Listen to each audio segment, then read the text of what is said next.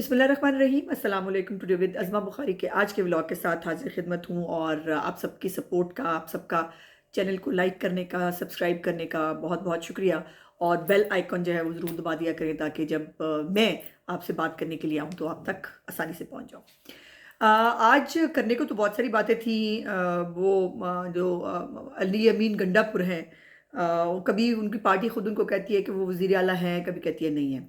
लेकिन उनको जो है वो फितना फसाद का जो आज एक प्रोग्राम तरतीब दिया था पीटीआई ने, उस प्रोग्राम के अंदर शिरकत करने के लिए अली अमीन गंडापुर जो है उसने सिक्योरिटी मांग ली।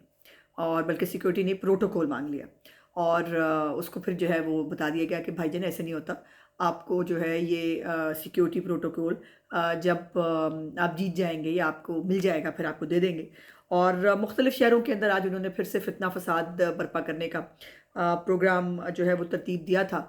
लेकिन वहाँ पर कोई खातर खा कामयाबी इनको नहीं हुई और जो को 2-4 निकले थे, उनको पुलिस अपने साथ ले गई। और उसके अंदर सलमान अकरम राजा साहब भी हैं जिनको आजकल अच्छे खासे वकील होते थे, पता नहीं केड़े कम पै गए। और अब ये फिर तो आपको सियासत में भुगतना पड़ता है ना कि आप लेकिन वो अभी भी सियासत के अंदर भी आकर भी अपनी जो वकालत का वो ऑरा है वो उसको इस्तेमाल करते हैं। और अभी भी उनको जो है वो उनकी पिटीशंस जो है वो फटाफट सुनी जाती हैं, उनके बारे में फटाफट जो है वो मीडिया को भी तकलीफ़ होने लगती है। और मीडिया ये नहीं देखता या लोग जो है ये नहीं समझते कि पीएसएल जो पाकिस्तान का एक इंटरनेशनल ब्रांड है अब। और वहाँ पर दूसरे मुल्कों से खिलाड़ी जो है वो पीएसएल को खेलने के लिए आते हैं। और इसको पूरी दुनिया का फोकस होता है इस पीएसएल के ऊपर। उसके ऊपर उनको सिक्योरिटी भी जो है वो जो सरबराहान ममलकत की सिक्योरिटी होती है खिलाड़ियों को वो दी जाती है। ये स्टैंडर्ड एसओपी है।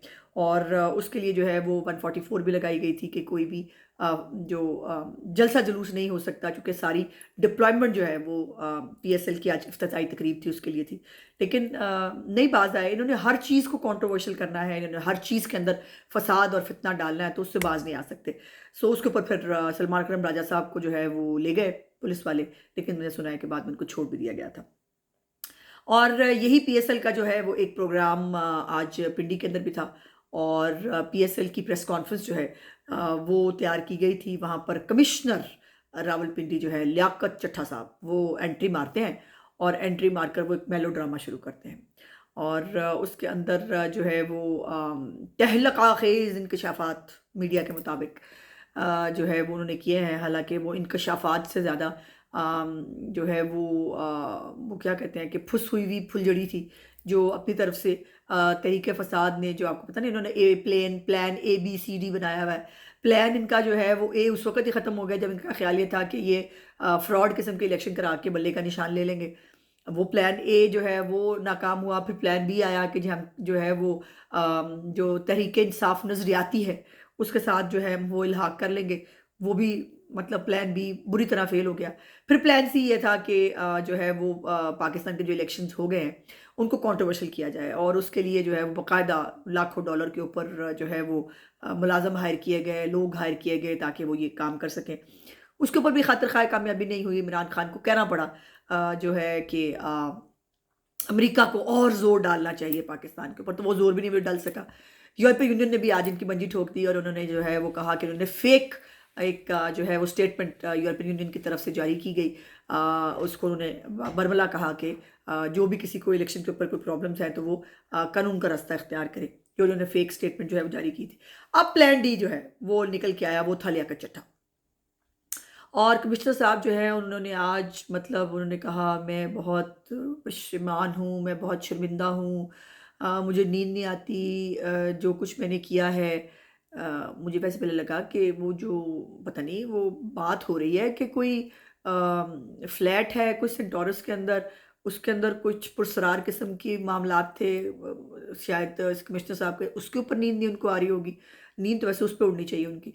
बहरहाल फिर उन्होंने कहा कि 50-50 हज़ार की लीड से जो है वो हमने हारे हुए लोगों को जिता दिया। और जो है वो मैंडेट्स जो है वो चोरी हो गया तो इसके ऊपर मुझे फांसी दे देनी चाहिए।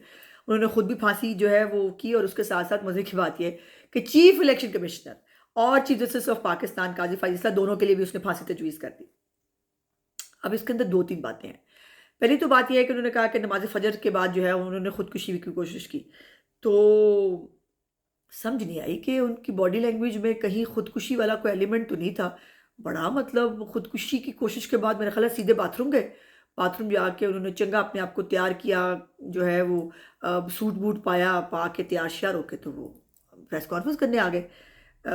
ये खुदकुशी की कोशिश का कोई मुझे तो इम्कानात नज़र नहीं आए। उसके बाद पीएसएल की जो है वो प्रेस कॉन्फ्रेंस थी, और उस प्रेस कॉन्फ्रेंस को जो ज़ाहिर इंटरनेशनल मीडिया भी कवर करता है, उसके लिए जो है वो ये फोरम जो है वो किया गया कि पीएसएल को जो है इस्तेमाल किया जाए। और ये पहले भी आपको पता है, इमरान खान जब हुकूमत में नहीं था तब भी वो यही हरकतें करता रहा, पीएसएल को कंट्रोवर्शियल करने की और वो करने की। फिर उसके बाद काजी फाजिसा साहब का जो उसने नाम लिया ना, वो बड़ा इंटरेस्टिंग था। काजी फाजिसा भी वही है जो इमरान खान की नज़रों में खटकता है, और इमरान खान ने पहले उनको, काजी फाजिसा को जो है वो रोकने की कोशिश की, नहीं रोक सका। चीफ जो आर्मी स्टाफ है आसिम मुनीर साहब, उनको रोकने की कोशिश की, नहीं रोक सका। शहबाज शरीफ को वज़ीर आज़म बनने से रोकने की कोशिश की, नहीं रोक सका। तो ये तो फिर अब लगा के काम है। लेकिन काजी फाजिसा का विचना उस समझ नहीं आई। काजी फाजिसा साहब हुण मतलब सारे काम काज छड़ के कमिश्नर नूं जिहड़ा है वो बैठ के बता रहे थे कि धांधली कैसे करनी है और मोहरें कैसे लगानी है। तो इसके ऊपर काजी फाजिसा साहब बाय द वे उन्होंने जो है वो मीडिया से बात भी की, और उन्होंने कहा कि बिल्कुल हक है इल्ज़ाम लगाना, लेकिन सबूत देना भी आपका जो है वो हक है, आपको सबूत देने चाहिए। ये तो मतलब जो मर्जी मुंह उठा के जो मर्जी कह दे। और इसके ऊपर अभी लास्ट इतलात आने तक कोई सुओ मोटो भी काजी फाजिसा साहब ने लिया। उन्होंने भी कहा कि मतलब ज़हनी तौर पर फारग आदमी है, तो इसको क्या ही कहा जाए।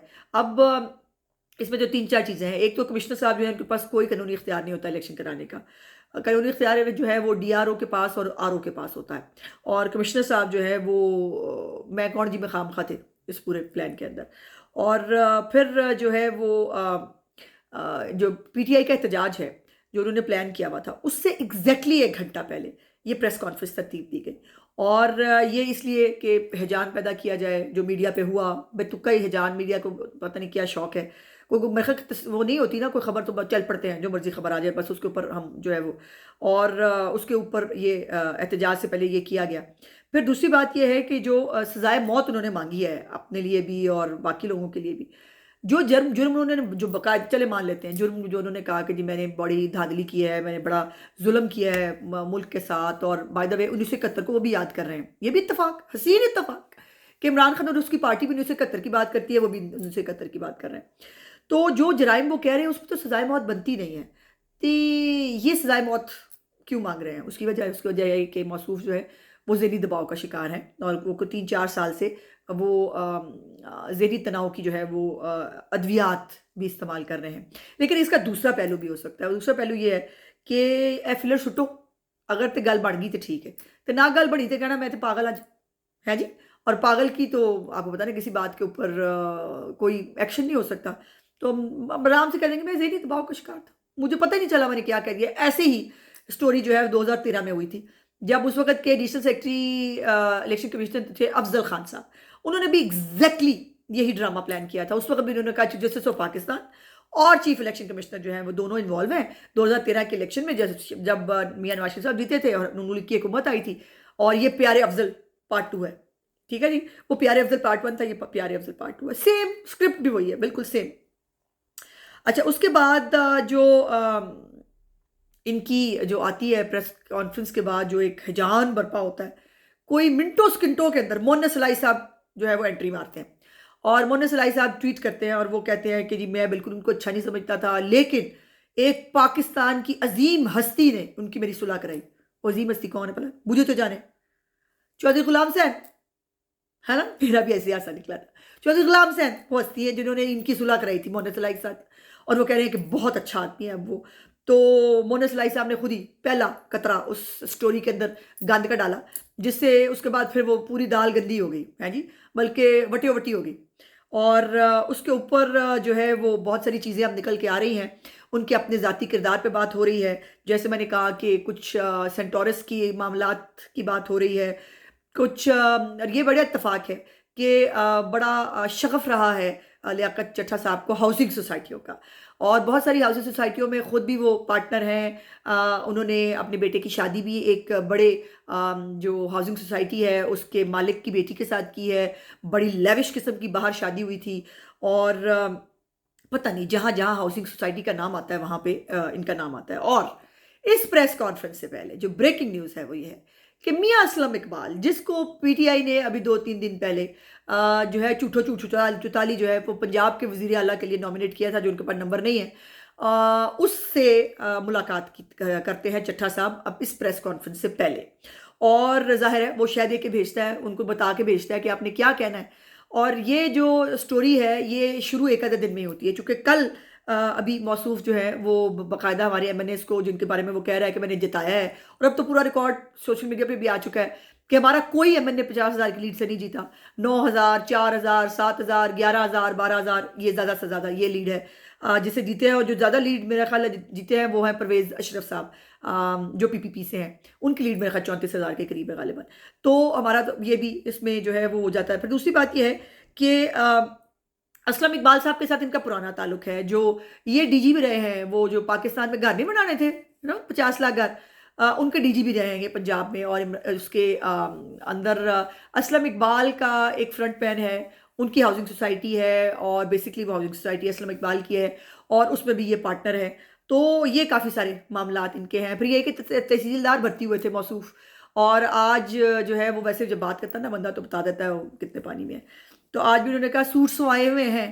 हाँ जी, सवाए हुए से पता लग गया था कि मतलब हाँ जी गाली किन्नी की जिन्नी है, तो पता लग गया तहसीलदार ही ने वैसे उससे। तो तहसीलदार जो है वो बने, पर सहूलतकारी होते होते, लोगों के खिदमत गुजार होते होते जो है वो कमिश्नर तक पहुँचे।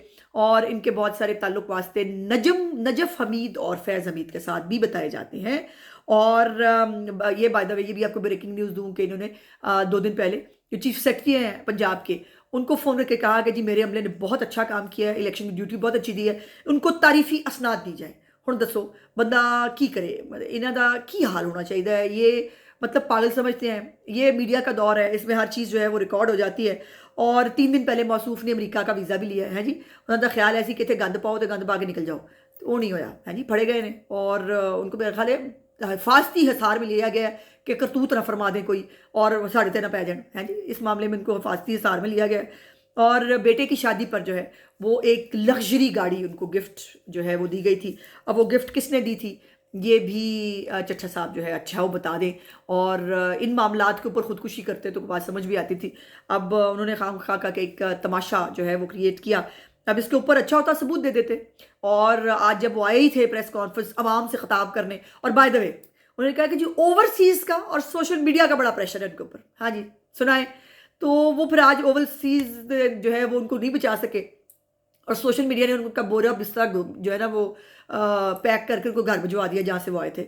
और उनका एक एक अच्छा छट्टा, उनके ज़ाती मामलात से लेकर, उनके कारोबारी मामलात से लेकर, उनके बच्चों के कारोबार के हवाले से तमाम चीज़ें जो है वो सामने आ गई हैं। और अगर ये इतने ही अच्छे थे, सच्चे थे, सबूत ले आते, आज कोई स्क्रीनशॉट दिखा देते। स्क्रीनशॉटों का पता ज़माना है, कोई मैसेज सुना देते इनको, कहाँ किसी ने दबाव में लिया, कैसे उन्होंने ठप्पे लगाए, कोई बैलेट पेपर ही दिखा देते कि देखिए जी ये मैंने बैलेट पेपर में ठप्पे लगवाए थे।